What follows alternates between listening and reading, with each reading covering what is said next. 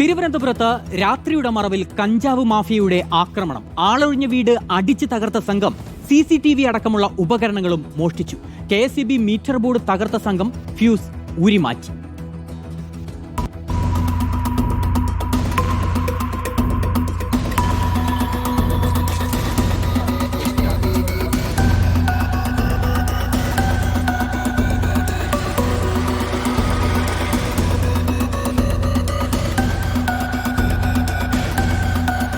Thiruvananthapuram Vilappilsala police station പരിധിയിലെ മുക്കം, പാലമൂട്, മൂങ്ങോടാണ് കഞ്ചാവ് മാഫിയയുടെ ആക്രമണം ഉണ്ടായത്.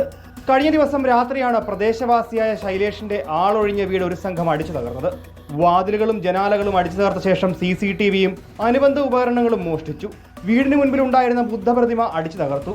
പ്രദേശത്തെ വിദ്യാർത്ഥികളെയും യുവാക്കളെയും കേന്ദ്രീകരിച്ച് കഞ്ചാവ് മാഫിയ പ്രവർത്തിക്കുന്നതായി പ്രദേശവാസികൾ പലപ്പോഴായി പോലീസിൽ പരാതി നൽകിയിരുന്നു. തുടർന്ന് സംഘത്തിലെ ചിലരെ അറസ്റ്റ് ചെയ്തെങ്കിലും വളരെ കുറഞ്ഞ അളവിലാണ് കഞ്ചാവ് ഇവരിൽ നിന്ന് കണ്ടെത്തിയത്. അതിനാൽ തന്നെ ജാമ്യത്തിലിറങ്ങി വീണ്ടും സാമൂഹ്യ വിരുദ്ധ പ്രവർത്തനം നടത്തി വരികയാണ് സംഘത്തിന്റെ പതിവ്.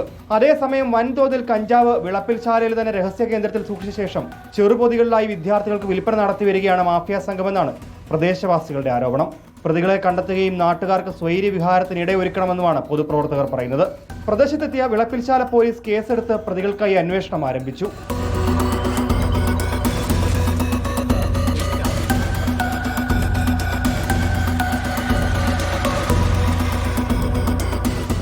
കഞ്ചാവും മറ്റും വിൽക്കുന്നത് അതിൻ്റെ ലഹരിയിലാണ് ഈ വീടുകൾ കയറിക്കുള്ള നടത്തുന്നതും വീടുകളെ നശിപ്പിക്കുന്നതും ആൾക്കാരെ അടിക്കുന്നതും എല്ലാം സ്ഥിരം ഉള്ള പരിപാടി. ജനങ്ങൾക്ക് ഒരു ഭീഷണിയാണ്. ഇവരെന്തും ചെയ്യും, അങ്ങനെ മടിക്കാത്തവരാണ്. ഇവർ കിലോ കണക്കിന് സാധനമുണ്ട്, പക്ഷെ അത് ഒളിവിൽ വെച്ചിട്ടാണ് ശകലച്ചെടുത്ത് ഇവർ കൊണ്ട് ബിസിനസ് നടത്തുന്നത്.